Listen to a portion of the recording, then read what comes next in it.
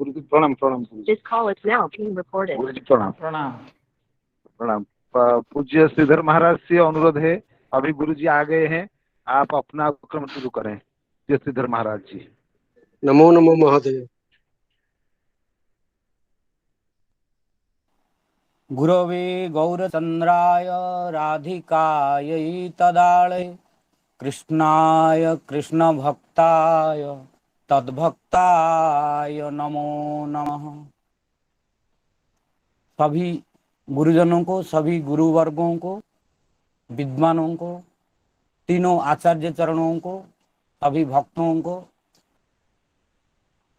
मेरा प्रणाम निवेदन एवं कृतज्ञ विज्ञापन करता हूँ। दुष्प्रारब्ध से अथवा दौर्भाग्य से कतिपय दिनों में आप लोगों के संग से वंचित हो गया था। अभी आप लोगों की अनुकंपा से, आप लोगों का प्रसाद से अभी फिर आपसे सम्मिलित होने की मुझे सुयोग होने की मौका और होने का सुयोग मिला है, इसलिए मैं अपने आप को सौभाग्यवान समझता हूँ। आज आप लोगों ने कृपा करके मुझे ये इंट्रोडक्टरी रिमार्क प्रदान करने के लिए सौभाग्य दिया है, सुयोग दिया है, इसलिए मैं यथाशक्ति यथासमय आप लोगों की सेवा करने की कोशिश कर रहा हूँ। कल हमारे आचार्य चरण परम पूज्य नरोत्तम प्रभु जी हम लोगों को नह्यन्य जुसतो जोष्यन बुद्धिभ्रंशो रजोगुणः श्रीमदादाभिजात्यादि जत्र स्त्री द्यूतमासव से शुरू करते हुए एवं साधारणम देहम अव्यक्त प्रभापेयम को विद्वान आत्मसात कृत्वा हंति जंतुन ऋते असतः, यहाँ तक हमारे आचार्य चरण जयकांत प्रभु जी से हम लोग जो सब सुना उनको अनुसरण करते हुए, पुनरावृत्ति करते हुए उनकी भूमिका के रूप में हमको सुनाया। और उसके बाद उन्होंने जिस श्लोक से हम लोग को श्रवण करवाया, हम आप लोग के सामने उपस्थापन करते हैं। वो श्लोक है, असतः श्री मदांधस्य दारिद्र्यम परमंजनम आत्मौपम्येन भूतानि दरिद्रः परमीक्षते।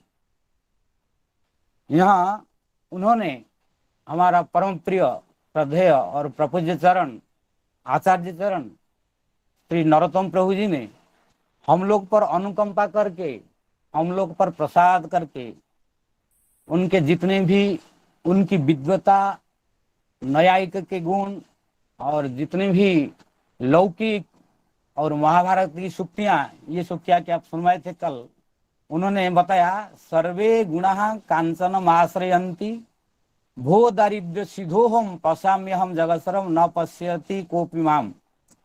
ये लौकिक उक्ति से और महाभारत की सूक्ति आत्मन प्रतिकूलानि परेशान न समाचरे, ये सब महाभारत की सूक्तियां भी हम लोग के सामने उनकी विद्वता, उनका अनुभव कृपा करके हम लोग के सामने उपस्थापन करके हमको कृपा समन्वित किया है।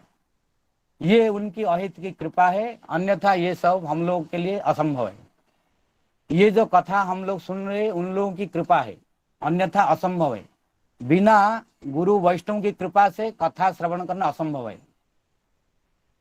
इसलिए उन्होंने जो बताया इस श्लोक से, असतः श्री मदांधस्य दरिद्रः परमंजनम आत्मोपम्येन भूतानि दरिद्रः परमीक्षते। इस श्लोक का सारांश है कि श्री मद से जीव का जो पतन होता है, जैसे पतन होता है और किसी से नहीं होता। और जीव गोस्वामी की टीका के अनुसरण में, श्रीधर स्वामी के टीका के अनुसरण में और विश्वनाथ चक्रवर्ती ठाकुर की टीका के अनुसरण में उन्होंने बताया कि परमांजनम इति, इसका अर्थ है निदान विपर्जय न्याय। हमारा जयकांत प्रभु, हमारा ये क्षमा करे, हमारा नरोत्तम प्रभु जी तो न्यायिक है, इसलिए उन्होंने ये न्याय जीव गोस्वामी की टीका में जो उद्धृत ये जो वैद्योक्त निदान विपर्य न्याय ने हमको समझाया। और उसके बाद हमारा जीव विश्वनाथ चक्रवर्ती ये परम का अर्थ ये बोला है, परम का अर्थ है केवलम। तो इसका अर्थ है अगर किसको श्री का मद हो गया तो उसकी चिकित्सा दारिद्र्य के सिवा और कुछ नहीं है। हमारा जीव गोस्वामी पाद और दूसरे टीकाकार उन्होंने हम लोग के सामने बताया कि बहुत असद लोक है, कई प्रकार का असद लोक है, परंतु उन सब के लिए कोई कोई उपाय है उसको सुधार करने के लिए, उसकी चिकित्सा के लिए। परंतु जिनको श्री का मद हो गया और किसी से नहीं होगा, ये उन्होंने भी हमारा टीकाकारों की कृपा से हम लोग को सुनवाया। जिनको श्री मद हो गया है उसको परमानंद केवल दारिद्र्य है, केवलम परम केवलम विश्वनाथ चक्रवर्ती ठाकुर और जीवोत्सवी पाद भी बताया। ये सब तो बहुत है, परंतु हमको तो 5 मिनट था और 5 मिनट हो गया, इसलिए हम ज्यादा नहीं बोल सकते। सिर्फ 1 मिनट लूंगा, क्योंकि भागवत में हर जगह ये श्री का मद का बहुत बुराई किया गया है। भागवत में प्रथम स्कंद 17 अध्याय में बताया, अभ्यर्थित तदा तस्मै स्थाननि कले ददौ द्यूतम पानम स्त्रिय सूना जत्रा धर्म चतुर्विध पुनश्च जाचमानाय जात रूपम अदात प्रभु तत अनृतम मदम कामम रजो वैरम च पंचमम। ये 5 गुण आ जाते हैं, दुर्गुण एक साथ अगर किसको हो गया, क्योंकि पहले तो 4 कली का अधर्म है, द्यूतपान स्त्री और सुना, परंतु जात रूपम जो सोना अर्थ श्रीमद जो इसको हो गया, एक साथ 5 आ जाएगा। कौन है? अनृत मद काम रज और वैर और ये सब 5, इसलिए इससे बहुत खतरनाक हो जाता है और जीव पतन हो जाते हैं। और भगवान ने भी उद्धव को एकादश में बताया, एते पंचदशानर्था ह्यर्थमूला मता नृणाम। भगवान स्वयं श्री कृष्ण भी बताया कि अर्थ से 15 अनर्थ आ जाते हैं जिससे जीव पतन हो जाता है, जीव का पतन अनिवार्य हो जाता है अगर सावधान न हो तो। इसलिए ये श्री मद से खतरनाक और कोई मद नहीं है। अभी तो टाइम हो चुका है, इसलिए मैं हमारे प्रिय परम प्रिय आचार्य चरण नरोत्तम प्रभु से मैं उससे पहले मैं सभी श्रोताओं को ये अंतर्जाल में हमारे सामने उपस्थित सभी श्रोताओं को मैं अपनी ओर से और भागवत मकरंद मिलिंद संगोष्ठी की ओर से सबको मैं आमंत्रित करता हूं, आह्वान करता हूं। और हमारे आचार्य चरण श्री नरोत्तम प्रभु जी को मैं प्रार्थना करता हूं ही वे कृपा करके उन्होंने हमको प्रतिश्रुति दिया था। क्या प्रतिश्रुति है? कि उन्होंने बताया था कि मैं कल इन्हीं श्लोक को जहां पर उन्होंने विश्राम दिया था उन्हीं श्लोक को बृहद वैष्णव तोषणी टीकाकार के अनुरूप विस्तृत रूप से हम लोगों को आस्वादित करेंगे। ये उनकी प्रतिश्रुति थी कल, और मैं उनके चरणारविंद में हमारी ओर से और हमारी श्रोताओं की ओर से उनके चरणारविंदों में मैं प्रार्थना निवेदन और विनय ज्ञापन करता हूं कि वे अपनी प्रतिश्रुति के अनुसार बृहद वैष्णव तोषणी टीका को हम लोग को विस्तृत रूप से आस्वादन करवाएं और ये भागवत कथा मंदाकिनी में हम लोग को अवगाहन स्नंपन और संतरण करवाए। और इन्हीं शब्द के साथ उनको अनुरोध करने के साथ मैं अपनी वाणी को विराम प्रदान करता हूँ। वांछा कल्प तरुभ्यश्च कृपा सिंधुभ्यो च पतितानां पावनेभ्यो वैष्णवेभ्यो नमो नमः। ओम अज्ञानतिमिरान्धस्य ज्ञानाञ्जना शलाकया चक्षुरुन्मिलितं येन तस्मै श्री गुरवे नमः। श्रीचैतन्यमनोभीष्टं स्थापितं येन भूतले स्वयं रूपः कदा मह्यं ददाति स्वपदान्तिकं। वन्देऽहं श्रीगुरो श्रीयुतपदकमलं श्रीगुरो वैष्णवांश्च श्रीरूपं साग्रजातं सहगण रघुनाथान्वितं तं सजीवं साद्वैतं सावधूतं परिजनसहितं कृष्णचैतन्यदेवं श्रीराधा कृष्णपादान् सहगणललिता श्रीविशाखान्वितांश्च। हे कृष्णा करुणा सिंधो दीनबंधो जगत्पते गोपेश गोपिका कांत राधा कांत नमोस्तुते। तप्त कांचन गौरांगी राधे वृंदावनेश्वरी वृषभानुसुते देवी प्रणमामि हरिप्रिये। नमो महावदान्याय कृष्णप्रेमप्रदायते कृष्णाय कृष्णचैतन्य नाम्ने गौरत्विषे नमः।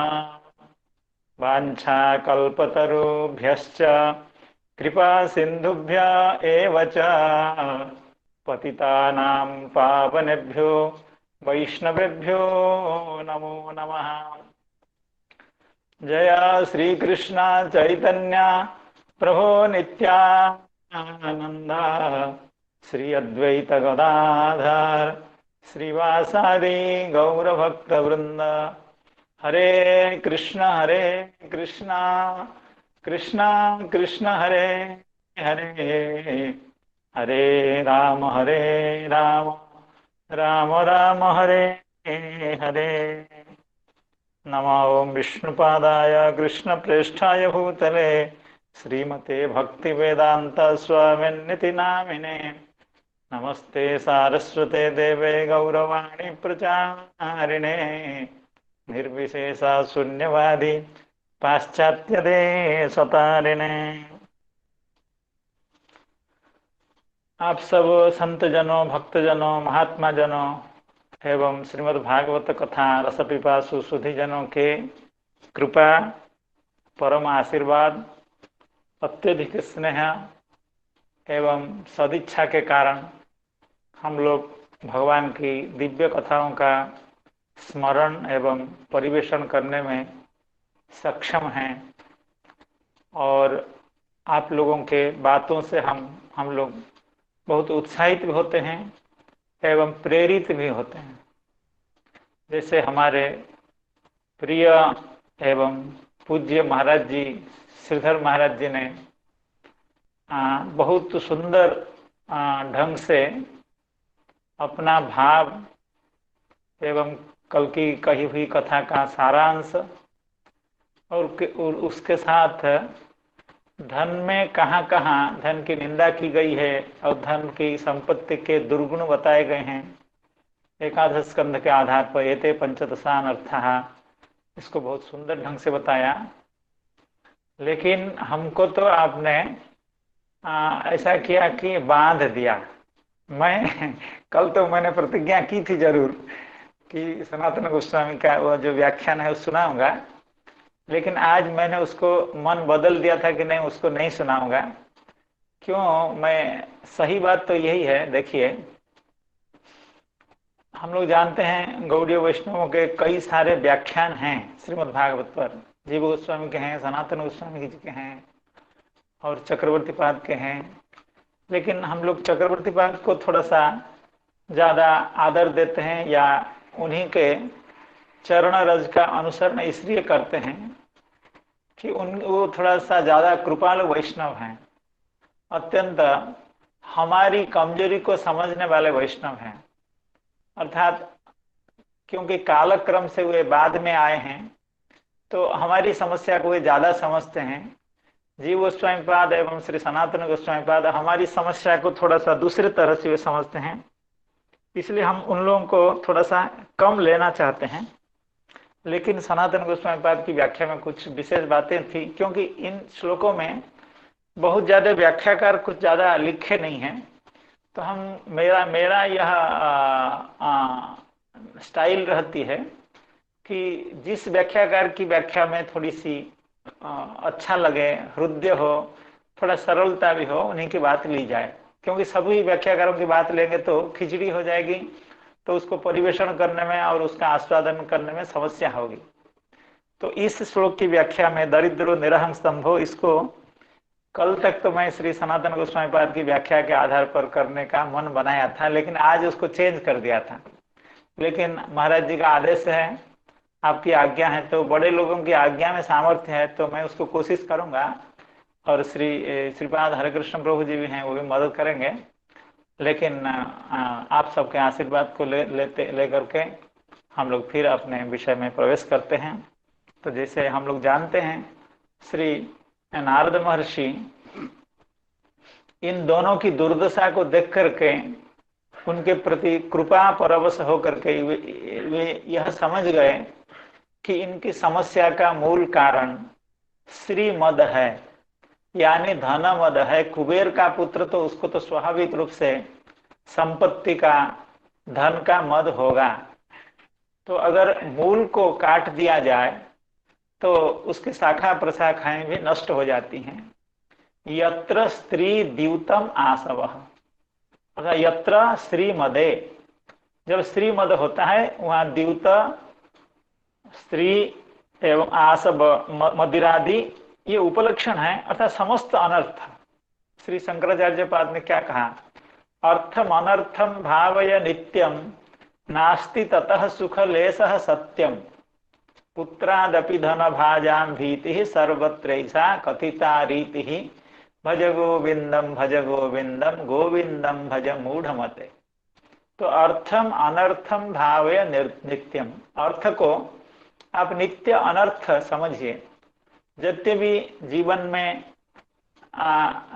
जीवन यात्रा के लिए अर्थ की आवश्यकता है, लेकिन अर्थ की अगर प्राचुर्य हो जाता है तो वह प्राचुर्य, अर्थ का प्राचुर्य मनुष्य को विपथगामी कर देता है।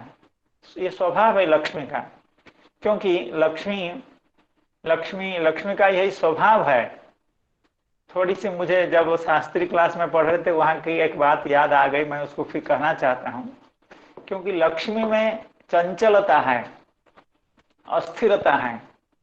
क्योंकि श्री कादम्बरीकार बाण भट्ट ने बताया, इयम ही खड्गमंडलोत्पल वन विभ्रम भ्रमरी लक्ष्मी ही क्षीर सागरात पारिजात पल्लवेभ्यो रागम इंदु सकलात एकांत वक्रताम उच्च स्रवसः चंचलताम मदिरायाः मदम कौस्तुभ मणेः नैष्ठुर्यम इति एतानि सहवास परिचयाद विरह विनोद चिन्हानि गृहीत्वा एव उद्गता।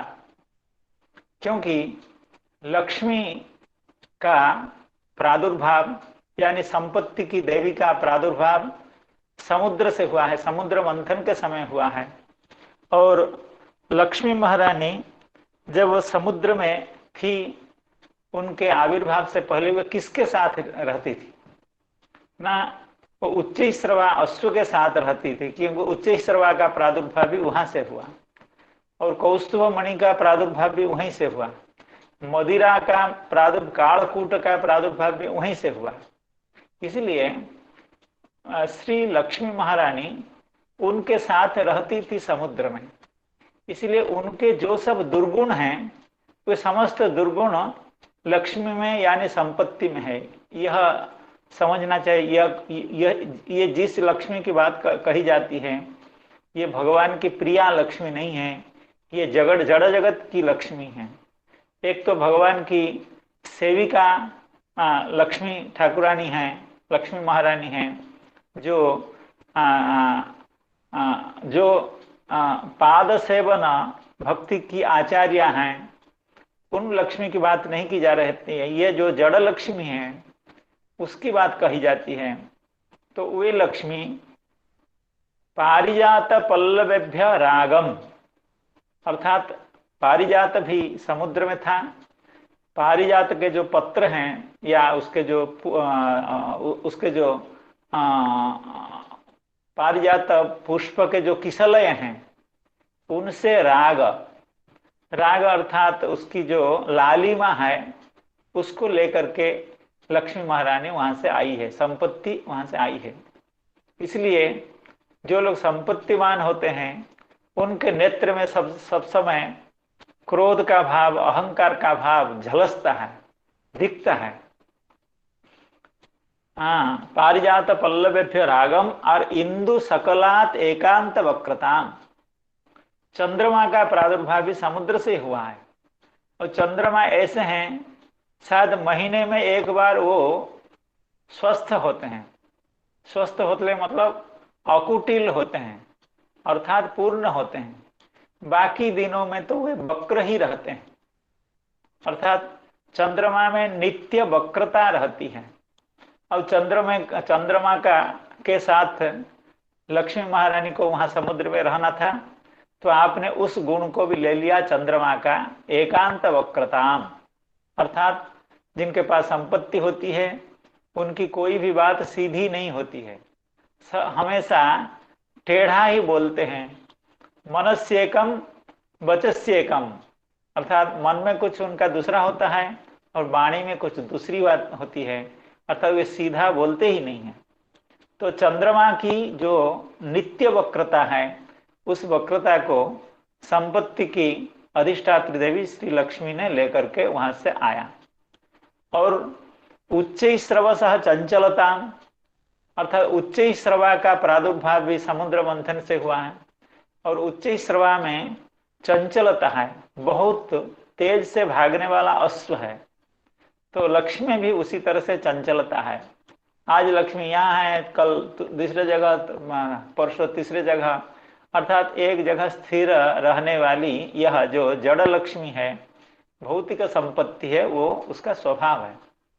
और कौस्तुभ मणि है नैष्ठुर्यम, कौस्तुभ मणि में जो निष्ठुरता है, अत्यंत कठिनता है, उस तरह की कठिनता भी लक्ष्मी महारानी में है। यानी जो संपत्तिवान होते हैं उनके हृदय अत्यंत कठोर हैं। तो इस तरह से संपत्ति के दुर्गुण के बारे में शास्त्रों में बहुत सारी बातें कही गई हैं। और एते पंचदशान अर्थाः, ये भागवत में एकादश स्कंध में यह भी कहा गया है। लेकिन इसके विपरीत में संपत्ति का वैपरीत्य जो दरिद्रता है, उसकी निंदा भी समस्त शास्त्र में की गई है। देखिए, दोनों बातें विपरीत जैसे लग रही हैं। अर्थात संपत्ति की निंदा तो की गई है, संपत्ति में क्या क्या दुर्गुण हैं, धन में क्या क्या दुर्गुण है, उसकी चर्चा की गई है। तो धन की का वैपरीत्य है दरिद्रता, निर्धनता, लेकिन उसकी भी काफी निंदा की गई है। अर्थात दरिद्र जो होता है उसको कोई नहीं पूछता है, उसको कोई आदर नहीं देता है, उसके घर वाले भी नहीं पूछते हैं, उसकी पत्नी भी बात नहीं करती है ठीक से, बच्चे भी उससे प्रेम से बात नहीं करते हैं, इस तरह की बात कही गई।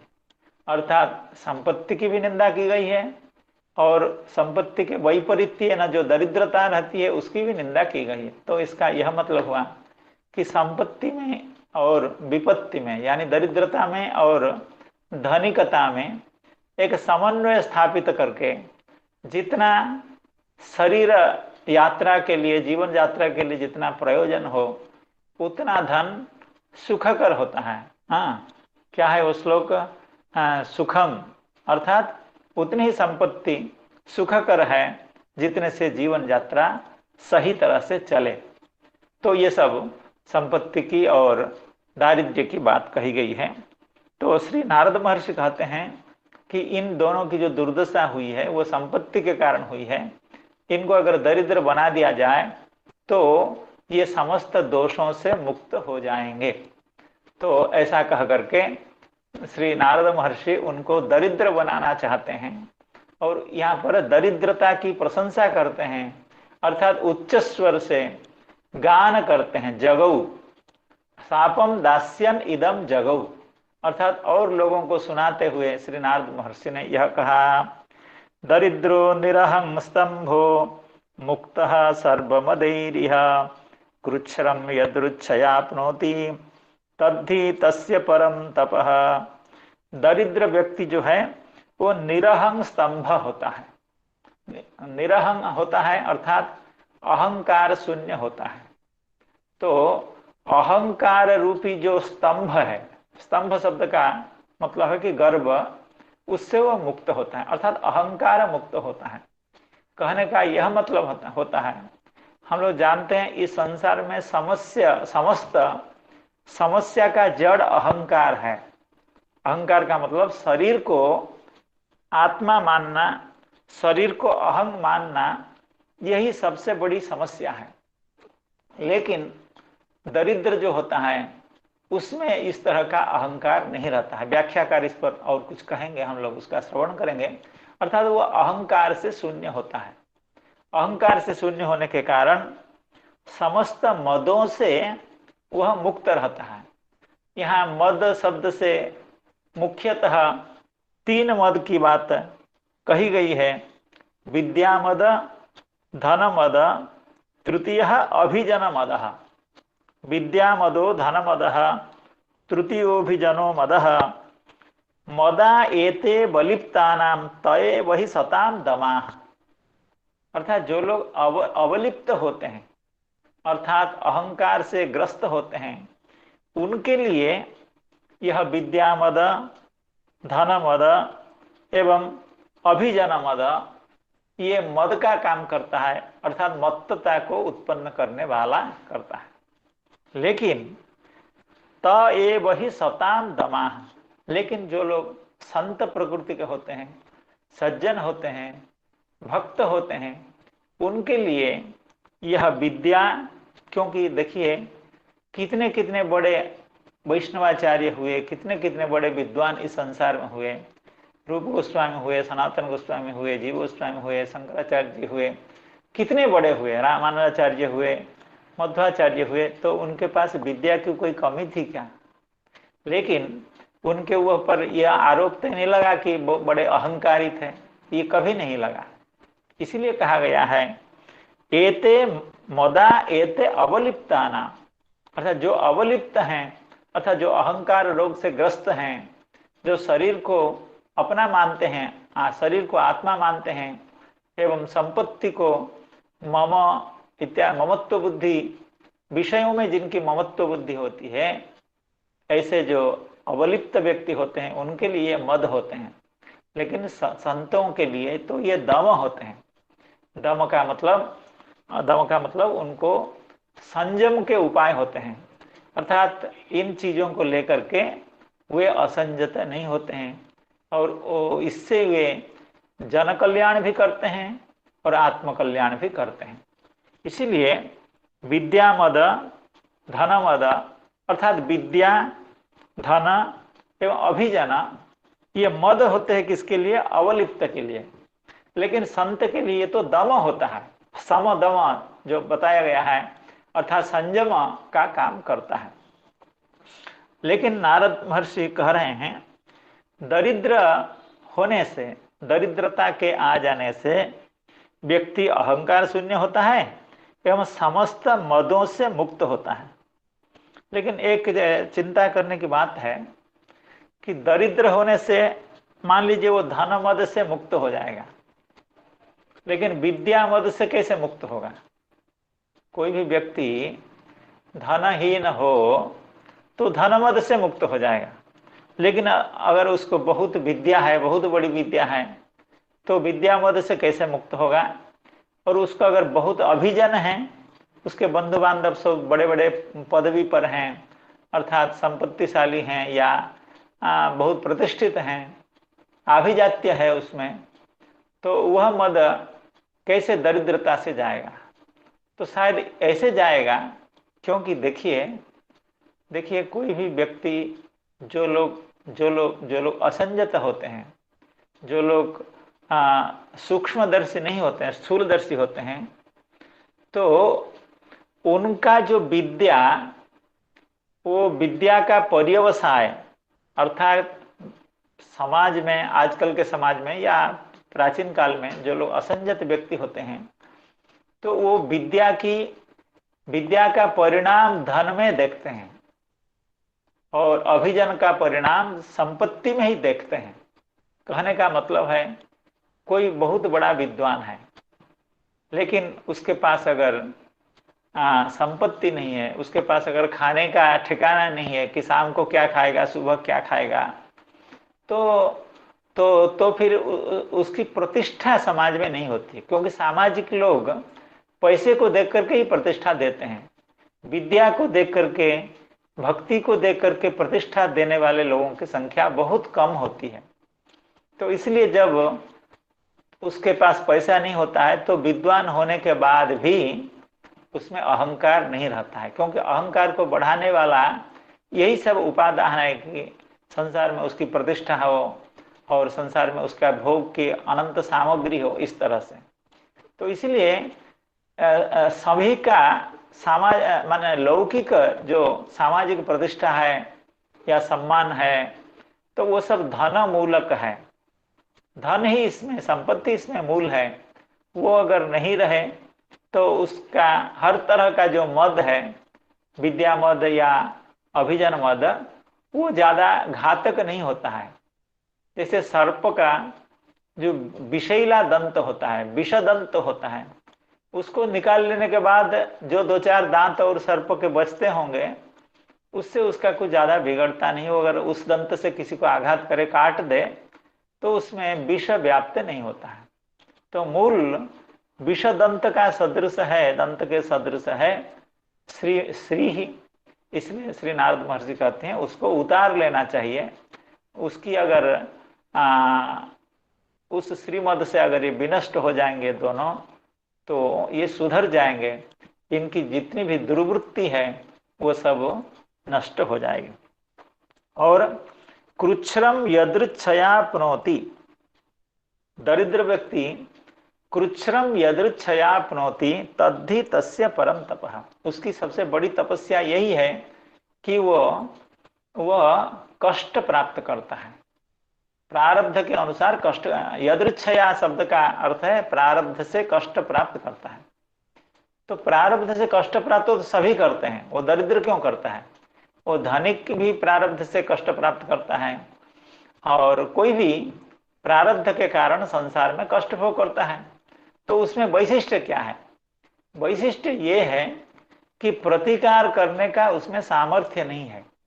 जैसे कोई रोग हो गया, बड़ा रोग, तो वो क्या करता है, उसको प्रतिकार नहीं कर सकता है। बड़े बड़े अस्पताल में जाकर के वो चिकित्सा नहीं करा सकता है, वो उसको उस कष्ट को भोगना पड़ता है। तो कृच्छ्रम यदृच्छया दत्तम प्राप्तम कृच्छ्रम अर्थात कष्टम, वह भोग करता है, भोग करने के लिए बाध्य हो जाता है, विवश हो जाता है। उसके पास संपत्ति नहीं होती कि उसकी चिकित्सा वो करा सके। तो यही उसकी तपस्या है, सबसे बड़ी तपस्या। क्या तपस्या है? कि वो कष्ट भोग करके अपना जो प्रारब्ध उसको नष्ट कर देता है। लेकिन पैसे वाले क्या करते हैं? उनके प्रारब्ध में लिखा था रोगग्रस्त होना, रोग भोगना, कष्ट भोगना, लेकिन आपने क्या किया? पैसे के बल पर उस दुख भोग को कम कर दिया। इसका यही मतलब हुआ कि उनका प्रारब्ध पूरी तरह से क्षीण नहीं हुआ। हम अगर गर्मी सहन करते तो हमारा कुछ प्रारब्ध कट जाता, तो हम उसका प्रतिकार करके एसी रूम बना करके उसमें अगर बैठ गए तो प्रारब्ध कटेगा कैसे? इसलिए प्रारब्ध को कटने का मौका देना चाहिए, उसमें प्रतिबंध उत्पन्न नहीं करना चाहिए। लेकिन पैसे वाले लोग प्रारब्ध जो दुष्प्रारब्ध होता है, जो अधर्म होता है, उसको नष्ट होने से रोकना चाहते हैं।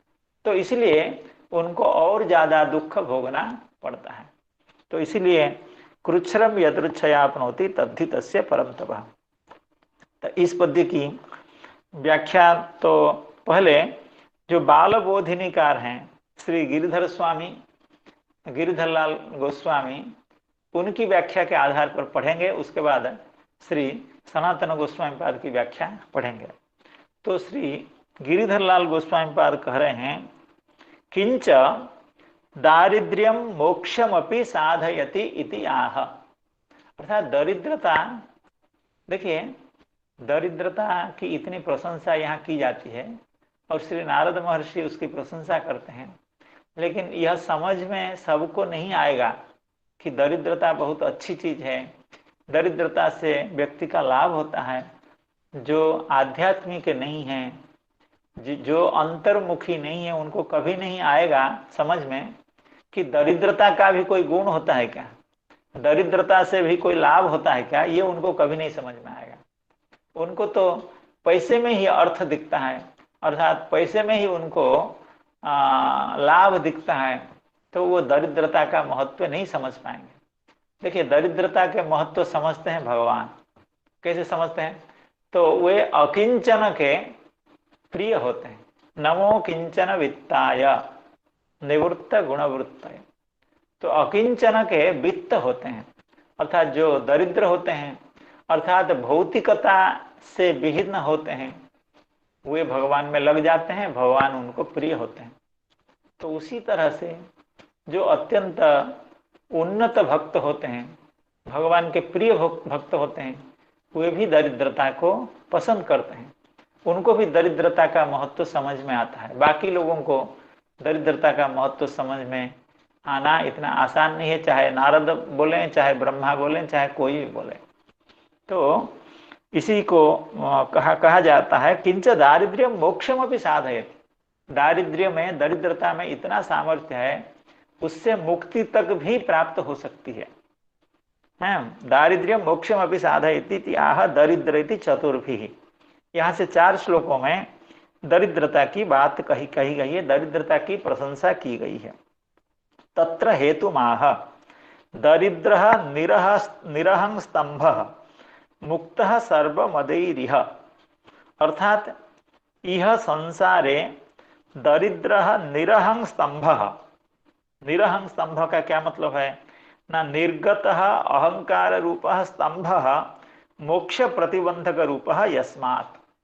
यहाँ स्तंभ शब्द का अर्थ प्रतिबंधक, ऐसा अर्थ करते हैं श्री गिरिधर लाल गोस्वामी जी। क्योंकि स्तंभ का मतलब खंभा।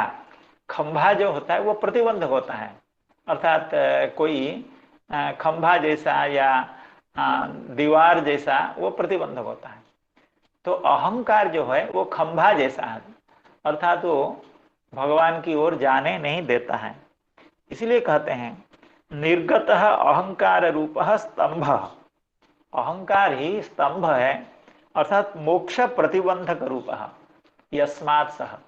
अर्थात मोक्ष के मार्ग में प्रतिबंधक, सबसे बड़ा प्रतिबंधक अहंकार है। अहंकार का मतलब है शरीर को अहं मानना, शरीर को मानना कि मैं हूं, शरीर को आत्मा मानना, ये सबसे बड़ा प्रतिबंध है। तो ऐसा जो प्रतिबंध है वो नष्ट हो जाता है किसका? दरिद्र का। दरिद्र निरहं स्तंभ हो जाता है। क्यों? ना मुक्त सर्वमदैरिह। सर्वैहि विद्यामदः धनमदः तथैव जनो मदः इति उक्तैहि मदैहि मुक्तः। अभी हम जैसे बता रहे थे, दरिद्रता आ जाने से विद्या का मद रहे भी, अभिजन का अगर मद रहे, लेकिन वो इतना घातक नहीं होता है, क्योंकि दरिद्रता के कारण ही उसके जो विद्या मद है या अभिजन मद है वो परिपुष्ट नहीं हो पाते हैं। उनका पोषण करने वाला संपत्ति है, अतः श्री ही अभिजन मद को या विद्या मद को परिपुष्ट करती है। तो जब श्रीहीन हो जाता है व्यक्ति, दरिद्र हो जाता है, तो उसका विद्या मद, धन मद या अभिजन मद ये रहता नहीं है। इति उक्ते ही मद ही मुक्त। आगे कह रहे हैं ननु तथापि दारिद्र्यस्य कष्ट हेतुत्वात् कथम तत्स्तूयते। अर्थात दरिद्रता के कारण तो मनुष्य को बहुत कष्ट सहना पड़ता है, अर्थात दरिद्र व्यक्ति सब जगह पर अपमानित होता है एवं क्षुधा पिपास आदि से वो अत्यंत आहत होता है, क्योंकि उसको खाने को भी नहीं मिलता है। जीवन यात्रा में उसको बड़ा कष्ट झेलना पड़ता है। तो फिर आप दरिद्रता की प्रशंसा कैसे कर रहे हैं? हाँ, ननु तथापि दारिद्र्यस्य कष्ट हेतुत्वात् कथम तत्स्तूयते। तत्र आह कृच्छ्रम। कृच्छ्रम यदृच्छयाप्नोति। कृच्छ्रम यदृच्छया, यदृच्छया नाम प्रारब्ध वशेन यत् किंचित कृच्छ्रम कष्टम प्राप्नोति तद्धि। तद्धि शब्द का अर्थ है तच्च। तद्धि तस्य परम तपः एव भवति। क्यों? अप्रतिकार पूर्वक कष्ट सहनस्यैव तपः पदवाच्यत्वात्।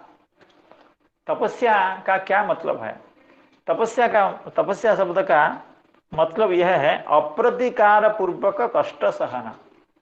अगर कष्ट आया है, जैसे अभी गर्मी का समय है, कितनी गर्मी हो रही है, जो लोग उत्तर भारत में होंगे उनको और भी गर्मी है, लेकिन उसका प्रतिकार न करते हुए अगर उस गर्मी का सहन किया जाए, ठंड का सहन किया जाए, तो अप्रतिकार पूर्वक जो कष्ट सहन है वह तपस्या है।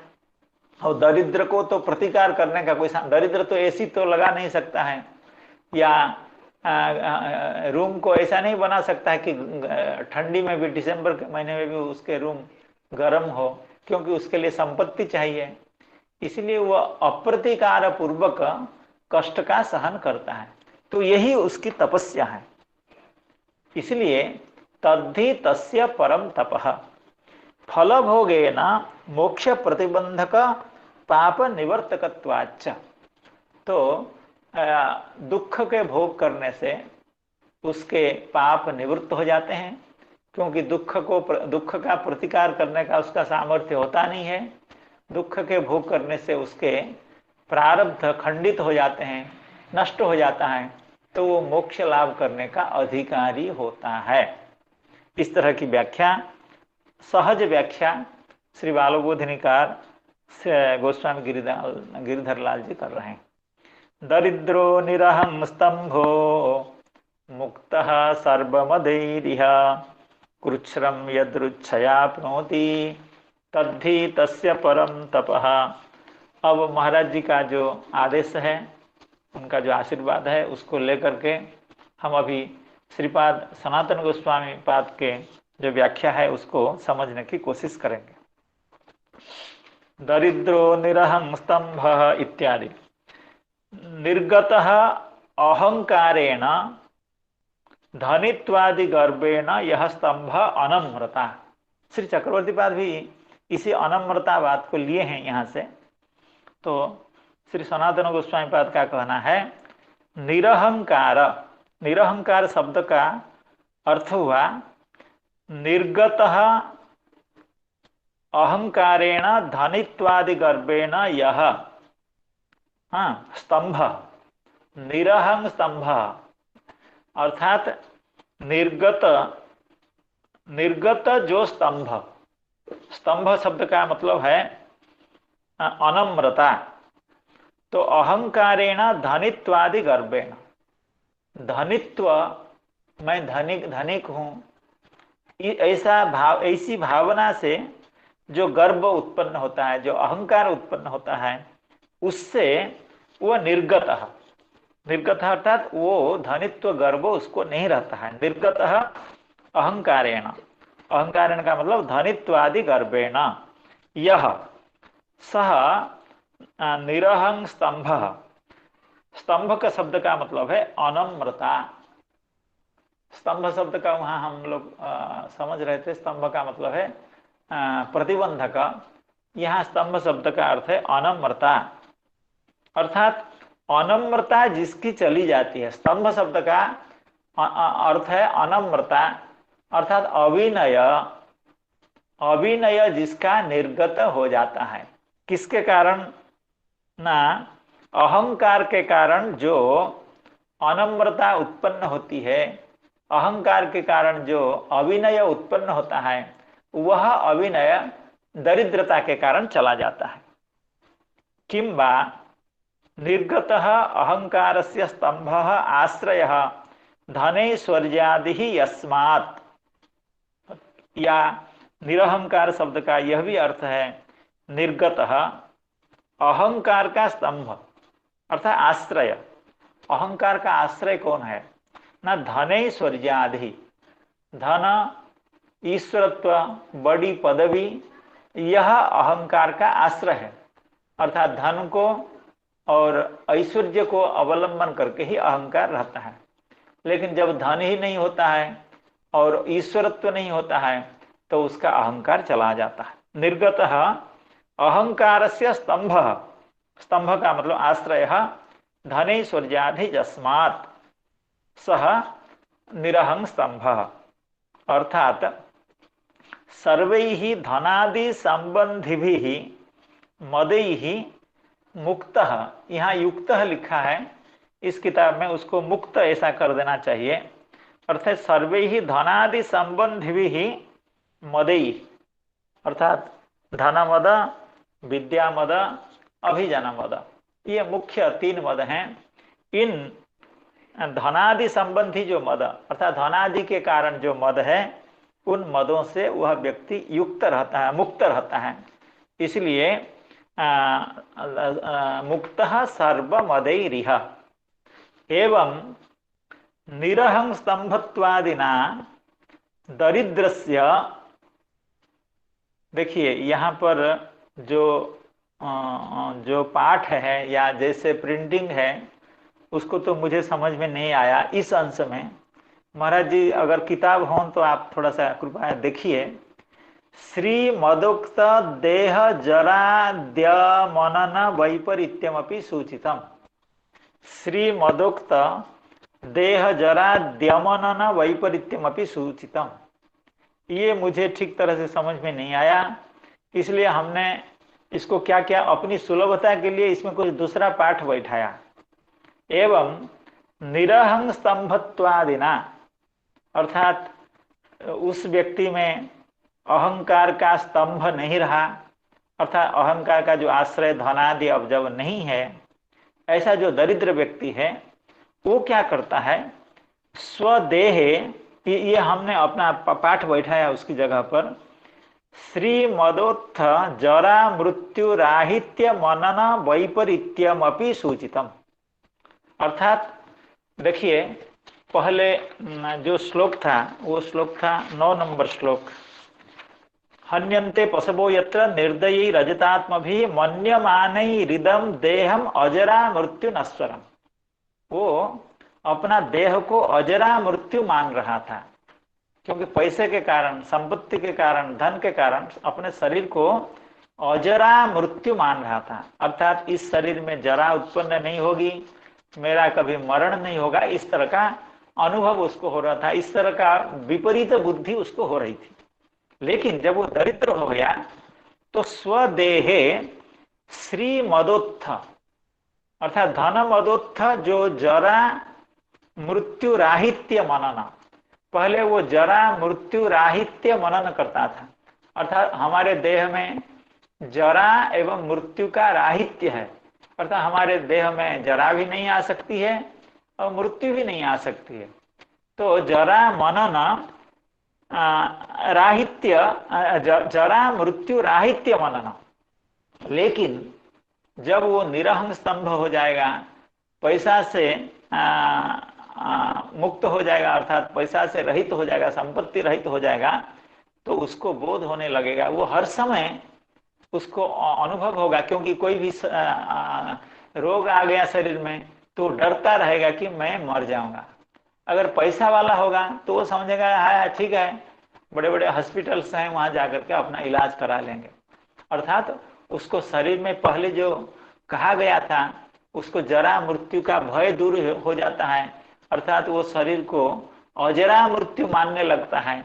लेकिन उसके वैपरीत्य न वह श्री मदोत्थ जरा मृत्यु राहित्य मनन वैपरीत्यम अपि।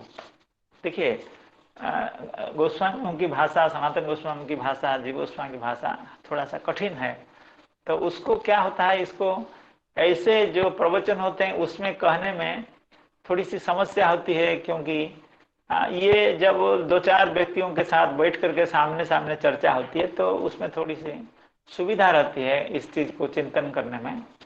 तो इस तरह की बात श्री सनातन गोस्वामी पाद कह रहे हैं। एवं निरहं स्तंभत्वादिना दरिद्रस्य स्वदेहे श्री मदोत्थ जरा मृत्यु राहित्य मनन वैपरीत्यमपि सूचितम। किंच अन्नाद्यभावेन, तो दरिद्र होगा जब अन्न उसके पास नहीं रहेगा, भरपेट खाने को भी नहीं मिलेगा, तो क्षुधादिना कष्टम यदृच्छया, यहाँ यदृच्छया शब्द का अर्थ है स्वभावतः, एक ही बात है, प्रारब्ध के कारण वही स्वभाव है, स्वभावतः एवं प्राप्नोति। अन्नाद्यभावेन क्षुधादिना कष्टम यदृच्छया स्वभावतः, ये यह अंश सरल है। एवं श्रेष्ठम इति अभिमान नाश हेतुत्वात्, अर्थात तद्धि तस्य परम तपः, अर्थात यही उसका सबसे बड़ी तपस्या है। अर्थात वो जो कष्ट प्राप्त करता है अन्न आदि के अभाव के कारण, यही उसकी सबसे बड़ी तपस्या है। परम का मतलब है श्रेष्ठम इति अभिमान नाश हेतुत्वात्, क्योंकि जब व्यक्ति को खाने को नहीं मिलेगा, दरिद्रता से मारा जाएगा, दरिद्रता के कारण वह कष्ट प्राप्त करेगा, तो उसको अभिमान कहाँ से आएगा? अभिमान, इसलिए अभिमान का नाशक भी दरिद्रता है। तो इस तरह से श्री सनातन गोस्वामी पाद इसकी व्याख्या कर रहे हैं आपकी कृपा से। इसको मैं तो छोड़ ही चुका था, लेकिन अवसर मिला। कुछ अगर आपको कहना है तो आप कहिए, या हरे कृष्ण प्रभु जी को कुछ अगर कहना है तो कहें, स्वागत है। दरिद्रो प्रभु जी एक महाराज मिनट, जी। एक मिनट। बिल्कुल बिल्कुल। हाँ। श्री दरिद्रस्य श्री मदोक्त देह जरादि अमनन वैपरीत्यमपि सूचितम। तो महाराज जी इस अंश को मैंने लिया नहीं, क्योंकि ये नहीं आ रहा है समझ में जी, ये समझ में नहीं आ रहा है। उसके जगह पर मैंने एक सेंटेंस दूसरा बसाया जी, उसको ऐसे बताया, देखिए, एवं निरहं स्तंभत्वादिना जी, दरिद्रस्य जी, स्वदेहे जी, श्री मदोत्थ जरा मृत्यु राहित्य मनन। पहले उसका मनन कैसे होता था? श्री मदोत्थ, श्री मद के कारण जो जरा मृत्यु राहित्य का मनन उसके चित्त में आता था, क्योंकि श्री है उसके पास, इसलिए वो जरा मृत्यु का राहित्य सोचता था। अर्थात मेरे शरीर में मैं जरा रहित हूँ एवं मृत्यु रहित हूँ, ऐसा वो सोचता था। लेकिन उसका वैपरीत्य अभी आ गया। वैपरीत्य अर्थात वो ऐसा नहीं सोचेगा, वो हमेशा सोचेगा मैं तो मर जाऊंगा कभी भी, क्योंकि चिकित्सा नहीं करा सकता है। तो इस तरह का पाठ वो होना चाहिए। या अगर हरे कृष्ण प्रभु जी इस पर कुछ कहें, या इस पंक्ति का अर्थ हमको नहीं आया समझ में, इसलिए उसको मैंने ऐसा करके बैठाया था। जी, एक मिनट, मैं एक मिनट बोलता हूँ। देखिए, श्री मदोक्त, दरिद्र से श्री मदोक्त, जो श्री मद से जो जो उक्त हुआ है पहले जो होता है सब, अच्छा, वो देह जरा के बारे में जो श्री मद वाला जो स्मरण करता है, ये दारिद्र का वो सब अमनन होता है, वो मनन नहीं होता है। इसलिए देखिए महाराज जी, आप जो कह रहे हैं इसको हरे कृष्ण प्रभु जी श्रवण करें, अगर वो कहें कि हाँ सही है तो फिर हमको भी सही ये सोच रहे हैं हरे कृष्ण प्रभु जो बताएंगे वो निष्कर्ष। जी महाराज जी, मैं हाँ महाराज जी, मेरे पास अभी ग्रंथ नहीं है, थोड़ा बाहर हूँ, इसलिए अभी जो नरोत्तम प्रभु जैसे कह रहे हैं इतनी व्याख्या की जाए, बाद में फिर देखेंगे उसको। जी ठीक है। जी, अभी थोड़ा बाहर होने से ग्रंथ नहीं रखा हूँ, और पुनः उसको विचार करेंगे। अगर उस पंक्ति लग जाएगी देखेंगे, नहीं तो जैसे नरोत्तम प्रभु जैसे उसको पाठ को संशोधन किए हैं उसी को मानेंगे। जी जी, वो भी अभी तो इसी पर ही चले आगे। हाँ जी, मुझे लगता है सही है। हाँ, तो एक बार देखेंगे, फिर दोबारा उसको विचार। जी ठीक है, ठीक। हाँ, उसको दोबारा विचार करेंगे। जैसा हुआ है रह दीजिए, मैं थोड़ा ग्रंथ को देखता हूं। ये समस्या होती है, क्योंकि हाँ ठीक। तो इस तरह की व्याख्या श्री सनातन गोस्वामी पाद कर रहे हैं कि दरिद्रता के कारण उसकी तपस्या भी हो जाती है एवं उसका जो अभिमान है वो भी नष्ट हो जाता है। इसलिए वो आत्म कल्याण आसानी से कर सकता है, क्योंकि भगवत प्राप्ति में जो प्रतिबंधक तत्व हैं, अभिमान और अहंकार, मैं बड़ा हूं, क्योंकि भक्ति के लिए, भगवान के पास जाने के लिए तो अपने को सबसे छोटा मानेंगे तभी जा पाएंगे। क्योंकि साधु संग, साधु की कृपा, भगवान की कृपा कब होगी? जब हम कृपा के लायक होंगे। अगर हम बहुत बड़े हैं तो कृपा हमारे ऊपर कौन करेगा? अगर हम ऐसा सोचते रहें कि मैं बहुत बड़ा हूं, तो वो कृपा, भगवान की कृपा तो मिलने वाली नहीं है। तो भगवान की कृपा की पात्रता को संपादन करने वाला यह दरिद्रता है। दरिद्रो निरहं स्तंभो मुक्तः सर्वमदैर्यः कृच्छ्रम यदृच्छयाप्नोति तद्धि तस्य परम तपः। नित्यं क्षुच्छाम देहस्य दरिद्रस्यान्नकाङ्क्षिणः इन्द्रियाण्यासुसुष्यन्ति हिंसापि विनिवर्तते। नित्यं क्षुच्छाम देहस्य दरिद्रस्यान्नकाङ्क्षिणः इंद्रियाण्यनुशुष्यन्ति हिंसापि विनिवर्तते। नित्यम क्षुत्क्षाम देहस्य, दरिद्र होता है तो उसको मोटापा की बीमारी तो कभी होती ही नहीं है, हो नहीं सकती है।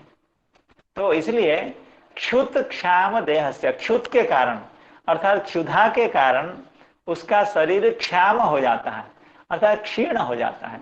नित्यम क्षुत्क्षाम देहस्य कस्य दरिद्रस्य, वो संसार में चाहता अगर है कोई चीज, सबसे बड़ी चीज वो यही चाहता है कि हमको थोड़ा सा खाना जीवन निर्वाह लायक मिल जाए अर्थात जीने लायक हमको भोजन मिल जाए, इतना ही उसकी कामना रहती है, उससे ज्यादा कामना वो कर नहीं सकता है।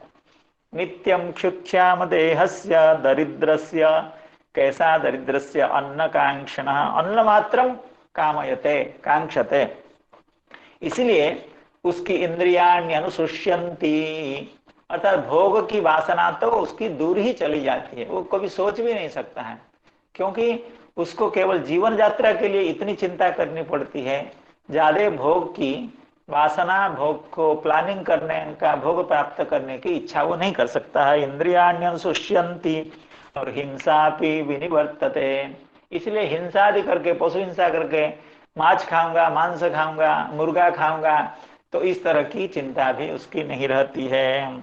इसको भी हम श्री सनातन गोस्वामी पाद की व्याख्या के आधार पर पढ़ेंगे। तो श्री सनातन गोस्वामी पाद कह रहे हैं, तस्य इंद्रिय जयादिकम च तपः असाध्यम अपि स्वतो भवति, अर्थात इंद्रिय जय जो तपस्या है वो कोई सामान्य तपस्या नहीं है, बहुत बड़े बड़े तपस्वियों के पसीने छूट जाते हैं इंद्रिय जय करने में। तो तस्य इंद्रिय जयादिकम च तपः, जो असाध्यम, अर्थात जो सनातन गोस्वामी पाद करें असाध्य, दुस्साध्य नहीं कह रहे हैं, असाध्य, इंद्रिय को जय करना असाध्य जैसा ही है। असाध्यमपि स्वतो भवति, इसके यहाँ अनायास हो जाते हैं, अर्थात उसका इंद्रिय जय तो बिना प्रयास के हो जाता है, वो बिना कोशिश के ही उसका इंद्रिय जय हो जाता है। क्यों? नित्यम अन्नकांक्षिणः भक्ष्य मात्रेच्छ, वो तो केवल कितना से हमारा पेट भरेगा इतना ही प्राप्त करने की उसकी चेष्टा रहती है। भक्ष्य मात्रेच्छ अनु निरंतरम शुष्यन्ति के इंद्रियाणि, क्यों? विषय रसात उपरमन्ति, अर्थात विषय रस भोग करने की, विषयों को भोग करने की उसकी जो कामना है वो नष्ट हो जाती है, उसको केवल पेट भरने की कामना ज्यादा से ज्यादा रहती है। अतएव हिंसा विषय उपभोगार्थ परपीड़ादि लक्षणा, अर्थात दूसरों को कष्ट देना विषय भोग के लिए, मारना, पशु हत्या करना, उसके मांस आहार करके इंद्रिय को तृप्त करना, इस तरह की जो हिंसा सापि उपरमति। एवं अजितात्म श्रीमत्व विपरीतम स्त्रियादि निवर्तकम दरिद्रस्य जितात्मत्वम उक्तम। यहाँ भी श्री सनातन गोस्वामी पाद वही बात कह रहे हैं। एवं अजितात्म श्रीमत्व विपरीतम, अर्थात अजितात्मा की जो श्री होती है, अर्थात असंजत पुरुष की जो संपत्ति होती है, उसमें जो समस्या होती है, अर्थात यत्र स्त्री द्यूतम आसव, उसकी समस्या है क्या? स्त्री द्यूत आसव, इसके प्रति उसकी अनुरक्ति रहती है, वो भी निवृत्त हो जाता है, अर्थात स्त्री आसक्ति उसकी नहीं रहती है, मदिरा पान करने की इच्छा भी नहीं, कल्पना भी नहीं कर सकता है, और मांसाहार करने की कल्पना भी नहीं कर सकता है। दरिद्रस्य जितात्मत्वम, अर्थात दरिद्र इस तरह से अपने इंद्रिय को भी जय कर लेता है, अर्थात इंद्रिय जय रूपी जो तपस्या है, जो असाध्य है, अर्थात जिसको करना असंभव जैसा ही है, तो वो उसका अनायास सहजता से ही बिना चेष्टा का ही हो जाता है। नित्यं क्षुत्क्षाम देहस्य दरिद्रस्यान्नकांक्षिणः इंद्रियाण्यनुसुष्यन्ति हिंसापि विनिवर्तते। इंद्रिय भोग की इच्छा नहीं रहती है एवं दूसरे की हिंसा करके जीवित रहने की या भोग करने की उसकी जो वासना वो भी समाप्त हो जाती है। तो यहाँ तक की बात किसी तरह से हुई भगवान की कृपा से, आप सबके आशीर्वाद से, श्रीधर महाराज जी की कृपा से। नहीं तो मैं इसको आज नहीं पढ़ता, सनातन गोस्वामी पाद की जो व्याख्या थी उसको छोड़ ही रखा था। तो लेकिन बहुत अच्छा हुआ, आनंद हुआ। तो इस तरह आपकी से कृपा से अच्छा हुआ। ना इस तरह से आप लोग उत्साहित करते हैं, आशीर्वाद देते हैं, इसलिए हम लोगों का यह कार्यक्रम चलता है। हम सबके ऊपर आप लोगों का आशीर्वाद हैं और ऐसे आशीर्वाद बने रहे, इस तरह की प्रार्थना करते हुए सभी के चरणों में बारंबार दंडवत प्रणाम करते हुए, सबको कृतज्ञता ज्ञापन करते हुए आज कथा को यहीं विश्राम करते हैं। हरे कृष्णा कृष्णा कृष्णा हरे हरे, हरे राम राम राम हरे हरे। प्रभु प्रणाम सर। जय श्री राधे, जय श्री नरोत्तम प्रभु जी को नमो महोदय, नमो नमः। दंडवत प्रणाम। राधे राधे। प्रणाम प्रणाम। प्रणाम। आचार्य यहाँ